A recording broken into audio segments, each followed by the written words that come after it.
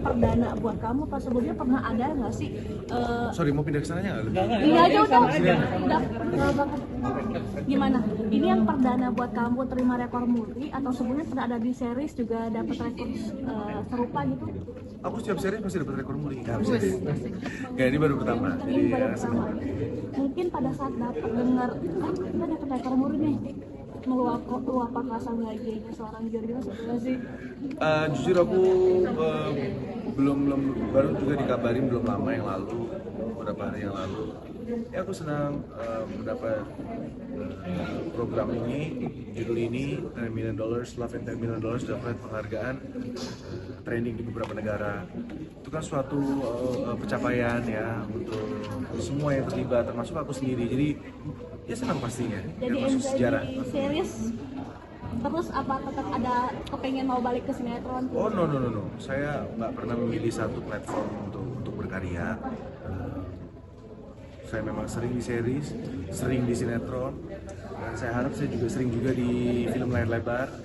Semua platform yang bisa saya karyakan, saya pengen berkarya di sana. 34 negara itu berapa banyak penonton sudah? Tahu berapa banyak penonton? Oh, untuk skema datanya secara tepat saya masih belum paham. Habis ini kita akan ngobrol-ngobrol untuk tahu detailnya sih. Jadi belum sempat ngobrol secara detail karena baru juga ketemu sama semua tim yang terlibat dari Hitmaker, dari WTV juga baru ketemu di sini. Jadi belum sempat ngobrol lebih dalam sih tentang datanya.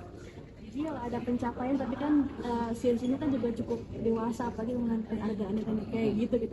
Kamu takut nggak sih nantinya setelah ini ada stigma yang jelek terhadap kamu, kayak ini mah filmnya spesial aktor kayak Adegan-adegan gitu. Series aku emang banyak begitu sih. Iya. Dan ya nggak apa-apa, buktinya dapat rekor muri kan. Gitu. Jadi buat aku ya itulah pentingnya berkarya, apapun karyanya kita lakukan dengan baik. Bukan ini aja yang saya lakukan dengan baik, sebelumnya seri sebelumnya di WTV semua saya berikan yang terbaik, dan kedepannya pun kalau dapat job saya juga pasti akan berikan much better lagi ke depannya. Jadi aku tidak pernah takut untuk dicap, oh ini Giorgio Abraham, aktor yang memainkan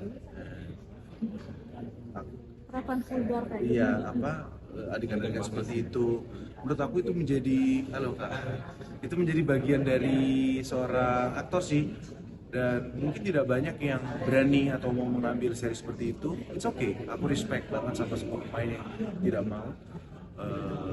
Tapi ya saya di sini dibayar, saya di sini melakukan tugas saya sebagai seorang aktor. Bukan berarti semua adegan yang ada gitunya pasti saya ambil, no. Esensi cerita itu penting buat saya.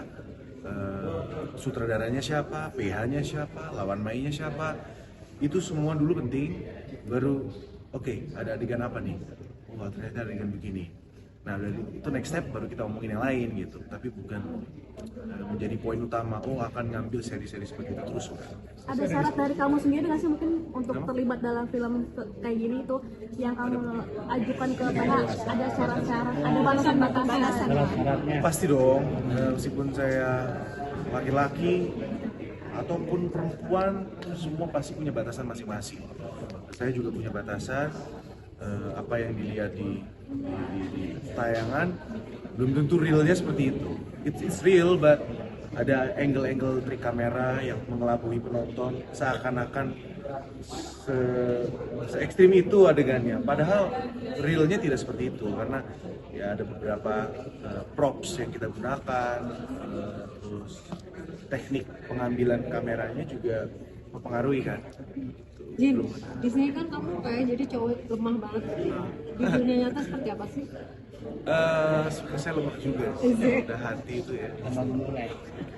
Nah, maksudnya ditipu cewek, istri gitu, menurut kamu gimana? Ya itu bisa terjadi sama siapapun kan, kapanpun siapapun. Mau cowok itu kuat atau bagaimanapun, tapi ketika setiap manusia pasti punya titik lemah, punya weak spot, dan ya itulah berhati-hatilah itu dalam memilih sebuah pasangan. Ya you never know.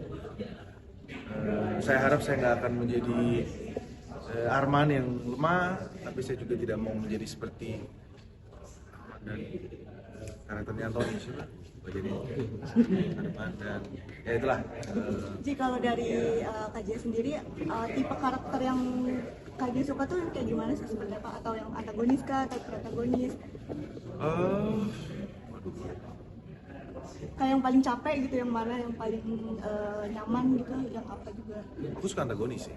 Suka antagonis. Antagonis suka, protagonis juga suka, but kayaknya ke depan ini aku pengen coba yang memang antagonis itu aku suka banget sih, memainkan Menantang. karakter antagonis menantang ya.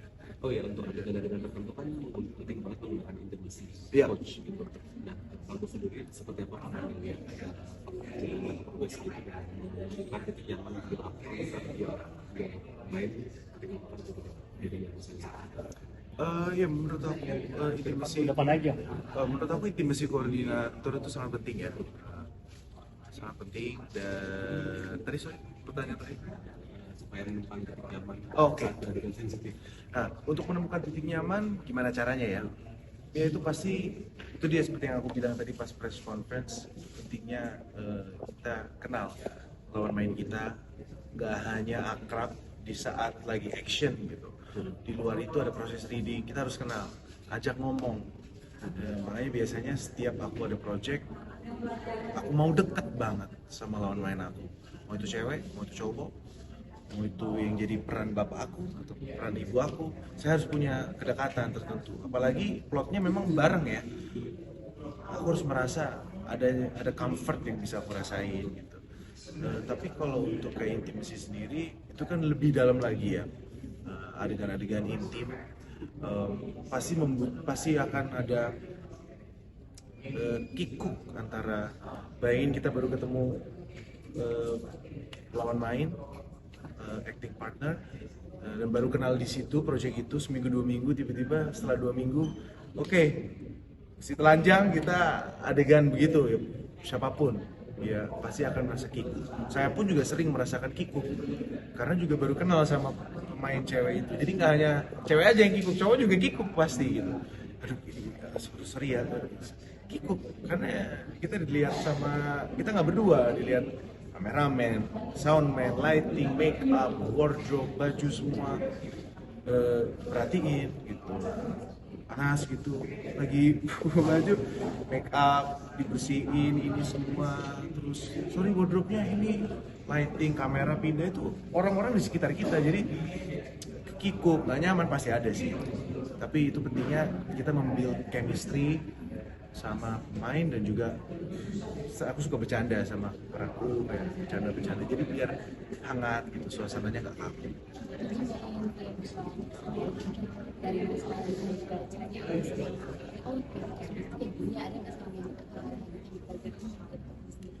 Ya di sini aku bisa melihat bahwa apa ya, insting dan kebiasaan ya orang itu memang selalu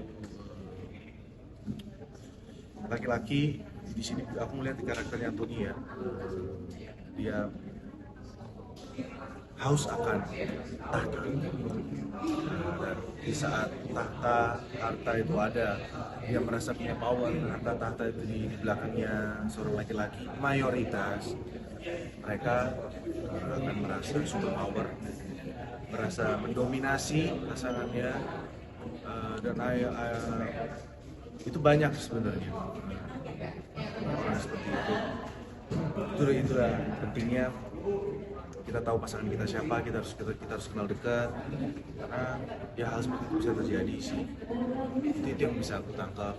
Terus sebagai perempuan juga harus punya fighting spirit yang kuat, luar biasa, seperti Elina, Davina ya di sini ya, memberikan perlawanan yang kuat pada akhirnya, berani melawan, berani mengambil sikap, mengambil decision, karena menurut saya perempuan juga punya suara dan punya hak yang sama sebenarnya, sama seperti laki-laki. Jadi perempuan yang di luar sana harus tetap kuat gitu ya, maksudnya jangan pernah menginjak sama laki-laki.